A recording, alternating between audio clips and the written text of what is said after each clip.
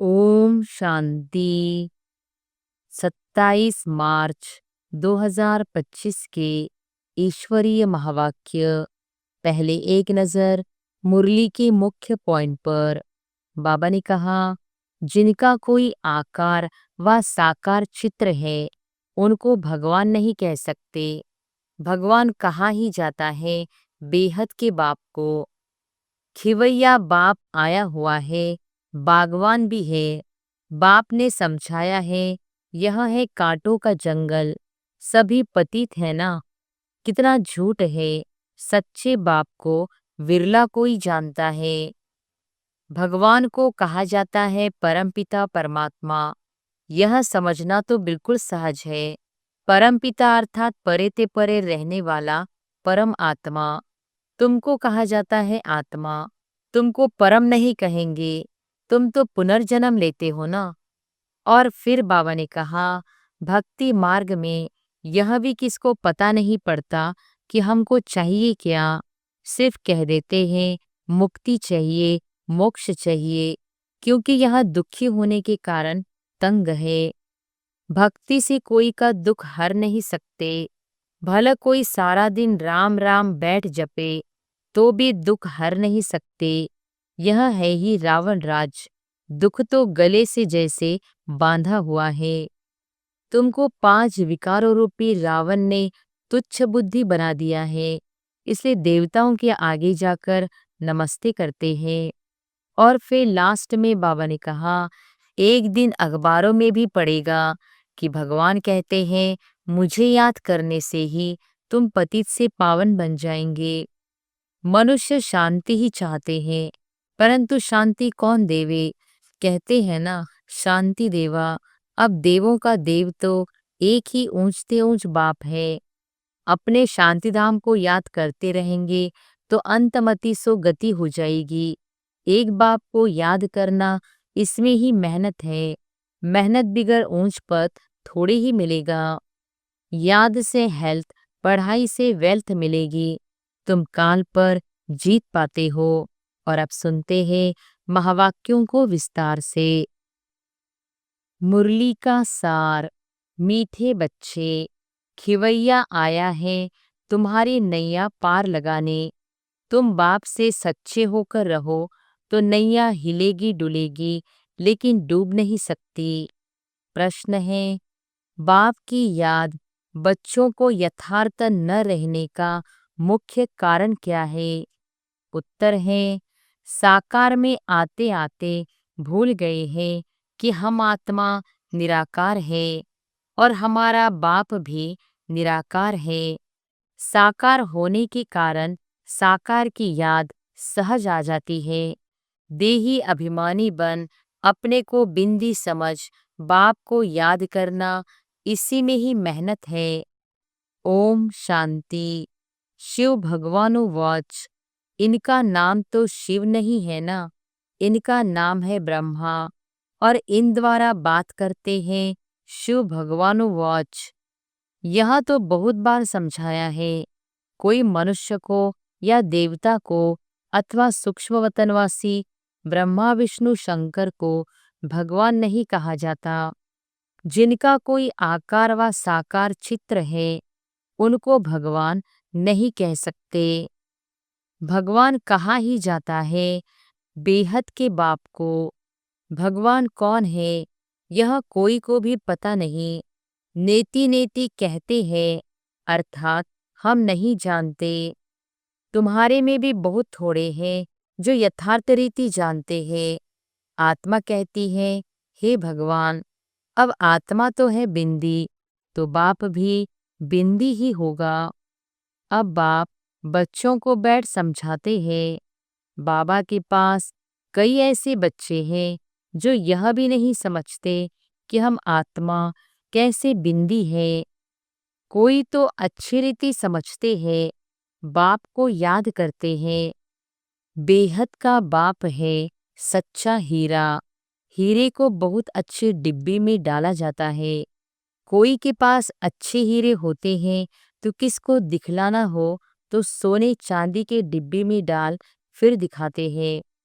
हीरे को जोहरी ही जाने और कोई जान न सके, झूठा हीरा दिखाए तो भी किसको पता न पड़े, ऐसे बहुत ठग जाते हैं।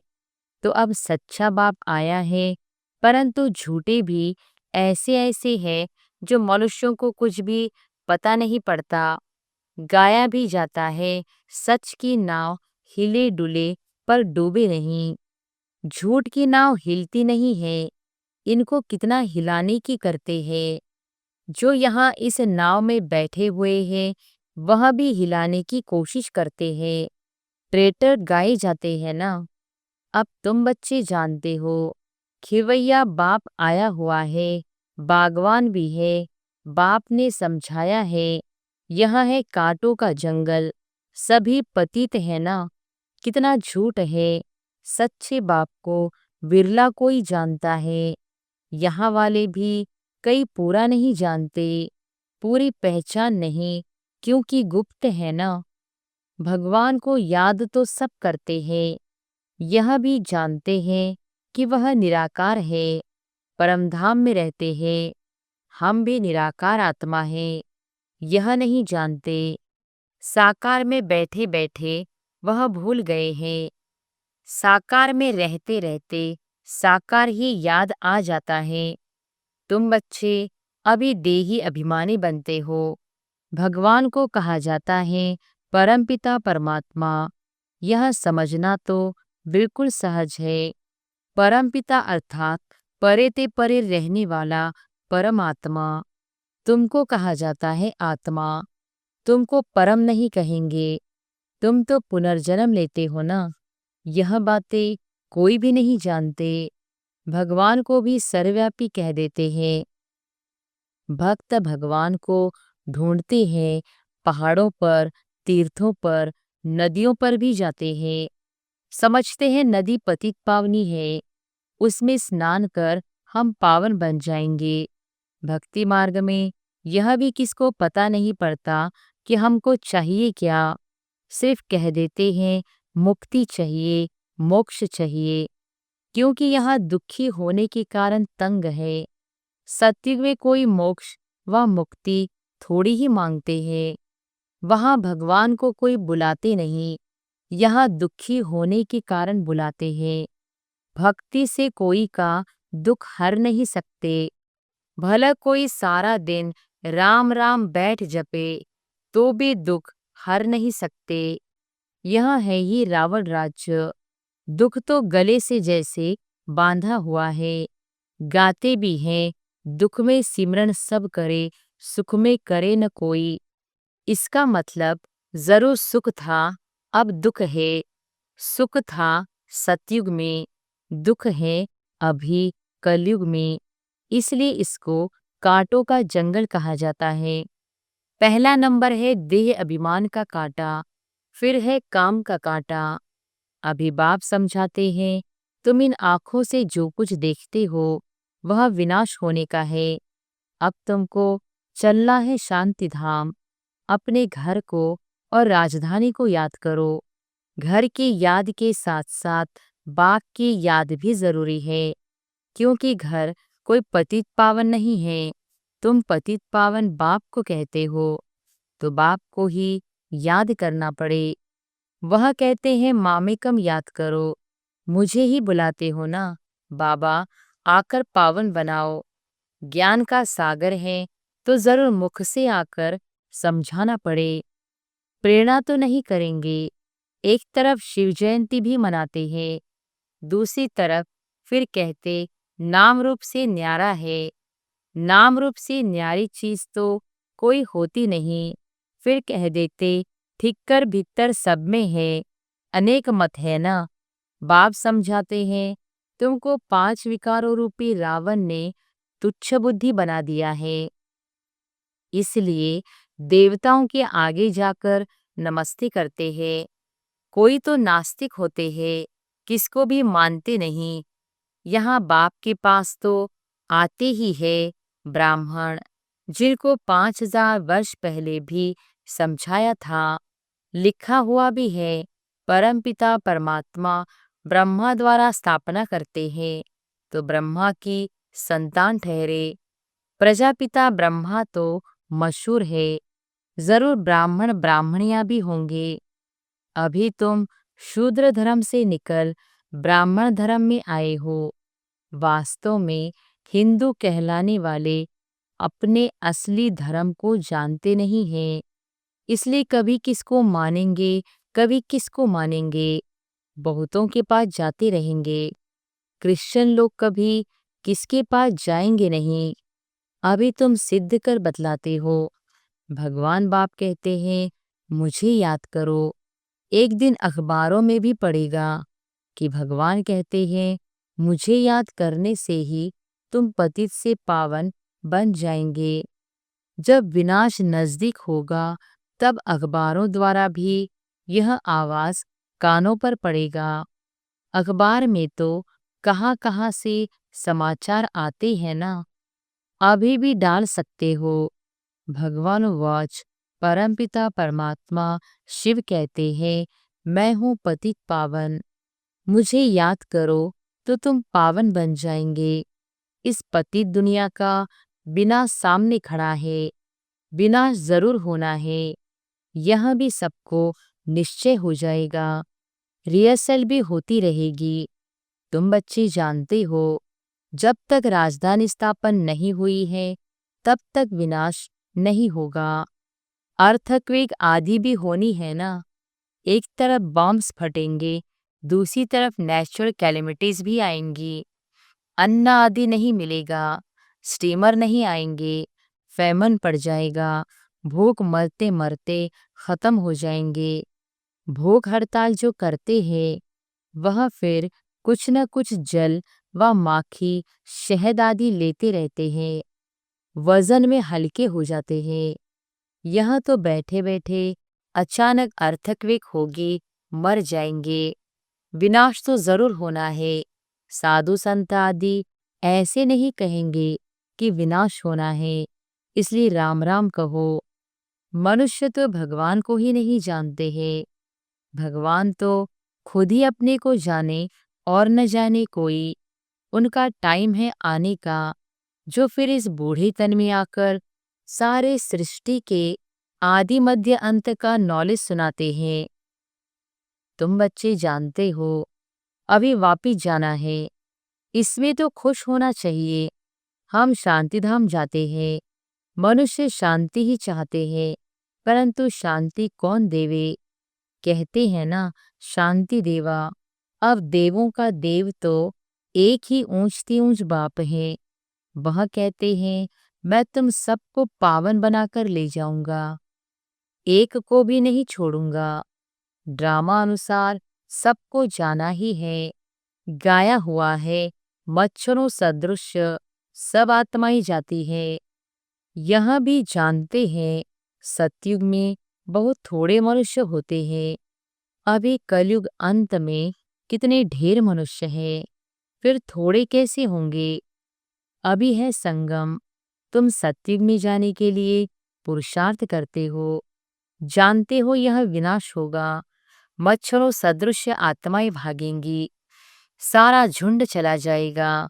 सतयुग में बहुत थोड़े रहेंगे। बाप कहते हैं, कोई भी देहधारी को याद नहीं करो। देखते हुए हम नहीं देखते हैं, हम आत्मा है, हम अपने घर जाएंगे। खुशी से पुराना शरीर छोड़ देना है। अपने शांतिधाम को याद करते रहेंगे तो अंतमति सो गति हो जाएगी। एक बाप को याद करना, इसमें ही मेहनत है।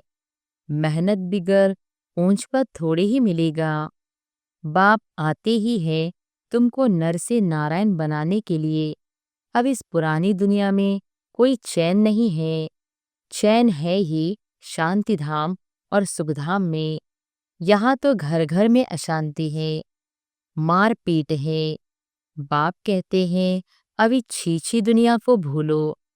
मीठे मीठे बच्चों, मैं तुम्हारे लिए स्वर्ग की स्थापना करने आया हूँ। इस नरक में तुम पतित बन पड़े हो, अब स्वर्ग में चलना है। अब बाप को और स्वर्ग को याद करो तो अंतमति सो गति हो जाएगी। शादी आदि में भल जाओ, परंतु याद बाप को करो। नॉलेज सारी बुद्धि में रहनी चाहिए। भला घर में रहो, बच्चों आदि की संभाल करो, परंतु बुद्धि में याद रखो, बाबा का फरमान है, मुझे याद करो। घर छोड़ना नहीं है, नहीं तो बच्चों की संभाल कौन करेगा।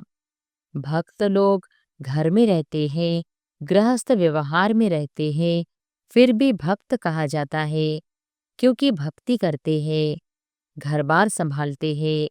विकार में जाते हैं तो भी गुरु लोग उनको कहते हैं, श्री कृष्ण को याद करो तो उन जैसा बच्चा होगा। इन बातों में अब तुम बच्चों को नहीं जाना है, क्योंकि तुमको अब सतयुग में जाने की बातें सुनाई जाती है, जिसकी स्थापना हो रही है। बैकुंठ की स्थापना कोई श्री कृष्ण नहीं करते हैं। श्री कृष्ण तो मालिक बना है, बाप से वर्षा लिया है। संगम के समय ही गीता का भगवान आते हैं। गीता सुनाई बाप ने और बच्चे ने सुनी। भक्ति मार्ग में फिर बाप के बदले बच्चे का नाम डाल दिया है। बाप को भूल गए हैं तो गीता भी खंडन हो गई। वह खंडन की हुई गीता पढ़ने से क्या होगा। बाप तो राजयोग सिखला कर गए। इनसे श्री कृष्ण सतयुग का मालिक बना। भक्ति मार्ग में सत्यनारायण की कथा सुनने से कोई स्वर्ग का मालिक बनेगा क्या। न कोई इस ख्यालात से सुनते हैं, उससे फायदा कुछ नहीं मिलता। साधु संत आदि अपने अपने मंत्र देते हैं, फोटो देते हैं, यहाँ वह कोई बात नहीं। दूसरे सत्संगों में जाएंगे तो कहेंगे फलाने स्वामी की कथा है। किसकी कथा। वेदांत की कथा, गीता की कथा, भागवत की कथा। अभी तुम बच्चे जानते हो, हमको पढ़ाने वाला कोई देहधारी नहीं है, न कोई शास्त्र आदि कुछ पढ़ा हुआ है। शिव बाबा कोई शास्त्र पढ़ा है क्या। पढ़ते हैं मनुष्य। शिव बाबा कहते हैं, मैं गीता आदि कुछ पढ़ा हुआ नहीं हूँ। यह रथ जिसमें बैठा हूँ, यह पढ़ा हुआ है, मैं नहीं पढ़ा हुआ हूँ। मेरे में तो सारे सृष्टि चक्र के आदि मध्य अंत का ज्ञान है। यह रोज गीता पढ़ता था। तोते मुहाफिक कंठ कर लेते थे। जब बाप ने प्रवेश किया तो झट गीता छोड़ दी, क्योंकि बुद्धि में आ गया यह तो शिव बाबा सुनाते हैं। बाप कहते हैं, मैं तुमको स्वर्ग की बादशाही देता हूँ, तो अब पुरानी दुनिया से ममत्व मिटा दो, सिर्फ मामेकम याद करो। यह मेहनत करनी है। सच्चे आशिक को घड़ी घड़ी माशूक की याद ही आती रहती है। तो अब बाप की याद भी ऐसी पक्की रहनी चाहिए। पारलौकिक बाप कहते हैं, बच्चे मुझे याद करो और स्वर्ग के वर्षे को याद करो। इसमें और कुछ भी आवाज करने, झांझ आदि बजाने की कोई दरकार नहीं। गीत भी कोई अच्छे अच्छे आते हैं तो बजाए जाते हैं, जिनका अर्थ भी तुमको समझाते हैं। गीत बनाने वाले खुद कुछ भी नहीं जानते।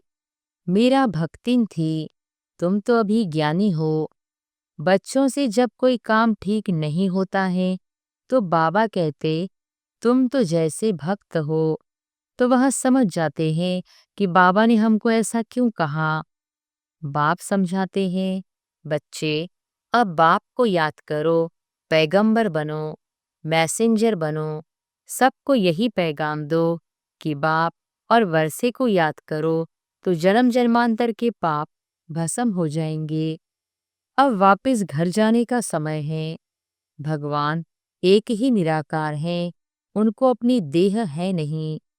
बाप ही अपना परिचय बैठ देते हैं, मन मनाभों का मंत्र देते हैं।